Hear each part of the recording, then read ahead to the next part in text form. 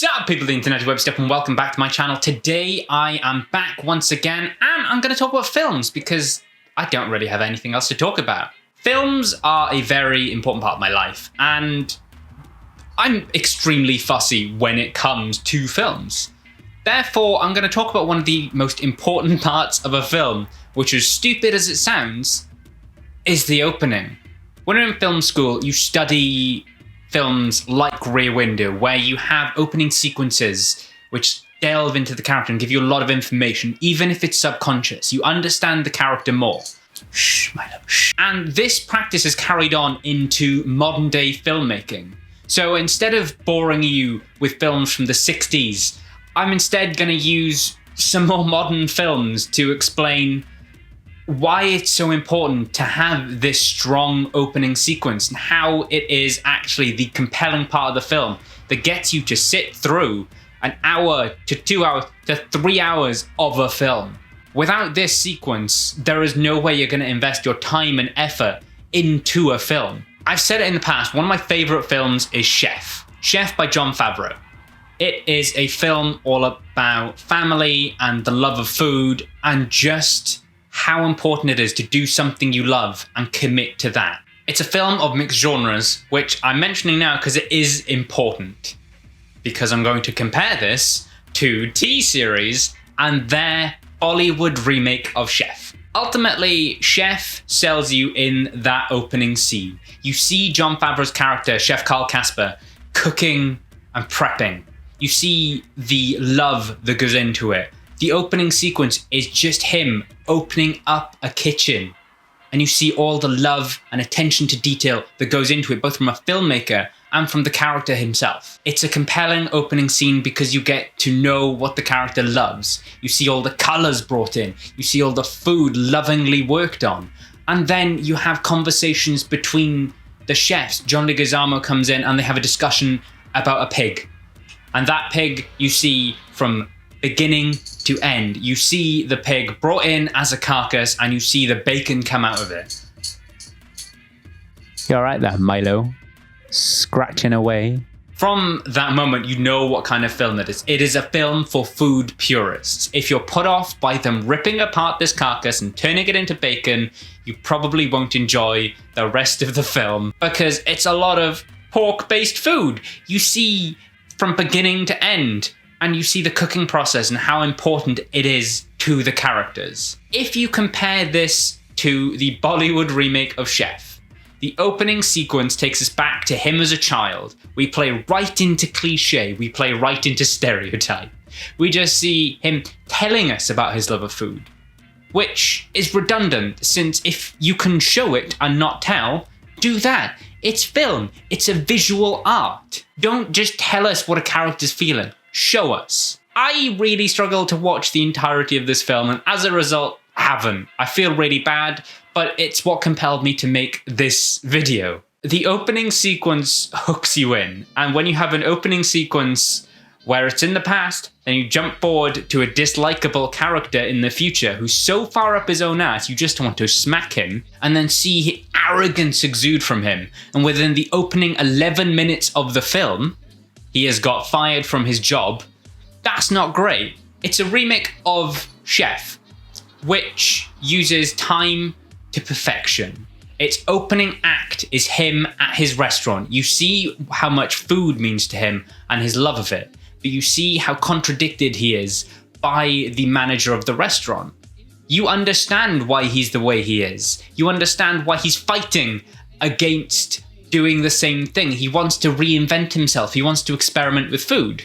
The chef, whose name I can't remember, who is in the T-Series remake, is just an ass. He punches a customer within the opening sequence of him being an adult as a chef. He confronts a customer outside. Not a critic, just a customer who's just saying, this place used to be better. He smacks him. That's not compelling cinema. To take a film which was made so lovingly and to just try and claw in its fans and sell it to an Indian audience is kind of disgusting. That's not filmmaking. That's doing what Edison did and just trying to sell a product as quickly as possible for the lowest common denominator. In case you hadn't guessed, I'm not really a fan of Thomas Edison. Go Tesla. But this sequence resonated with me in all the wrong ways in that damn T-series film. I keep repeating T-series since I'm still not okay with the fact they're making big budget films and they're kind of awful. Going back to talking about opening sequences, if you take another fairly recent film, which I've rewatched again because it's delightful and I love it. Okay, you're just gonna watch me. Great. I'm just gonna.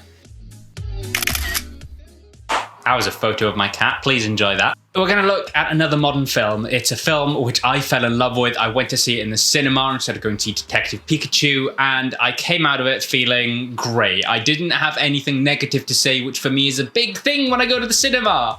Picking holes in films is so easy, but to come out and just be happy is great, and that film is Rocketman.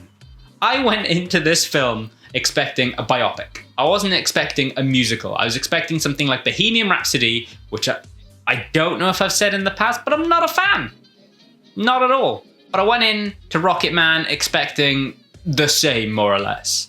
That opening sequence, however, is gorgeous. You see Elton John storming into this building in full dress and going into rehab and just kind of flouncing down, and you really get to feel for the character.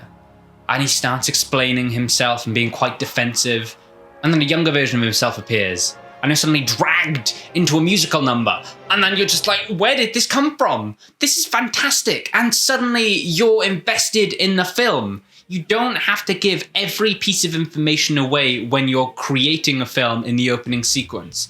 You just have to put in enough to hook the audience. This sequence allows the filmmaker, Dexter Fletcher, to actually show and not tell. He's just not making someone sit down and explain all their inner turmoil, which effectively is what the T-series chef does. It goes the same route as the original Better Chef and shows us the character. It allows us to explore the character ourselves and come to our own conclusions. Yeah, we may not like Chef Carl Casper. He's not the most likable of characters. But through experiencing the world through the eyes of Carl Casper, through Elton John, we're able to sympathize with them. We're able to understand them. And that's ultimately what filmmaking is about. You're seeing the world through another person's perspective. And that's what makes a good film. I've been guilty in the past where I haven't put in enough effort into my opening sequences when I've made films. If I look at The Thinning Blue Line, I'm really happy with my opening sequence. I have a relevant introduction, and then I have an opening scene where I get to explore the main character and kind of his feelings. I don't outwardly say what he's feeling, you just express it through his actions. Not one part of that scene do I make him go, oh, I'm very sad that I'm losing all of my police officers due to budget cuts. But through the reaction and interactions he has with other characters, that message is able to get across. However, when I look at Kaderi Vampir, my most recent film, it doesn't really have the greatest of opening sequences. I should have put more effort into that.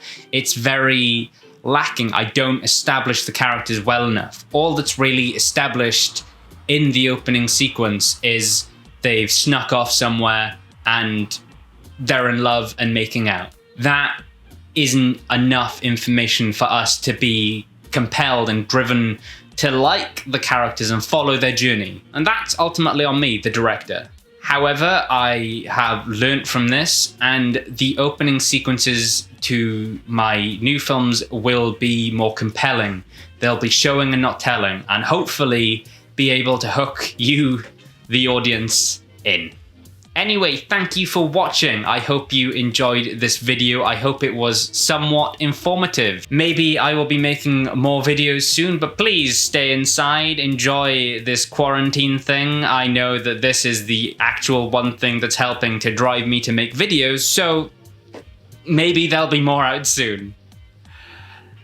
I've been Liam, you've been you. Thank you for watching.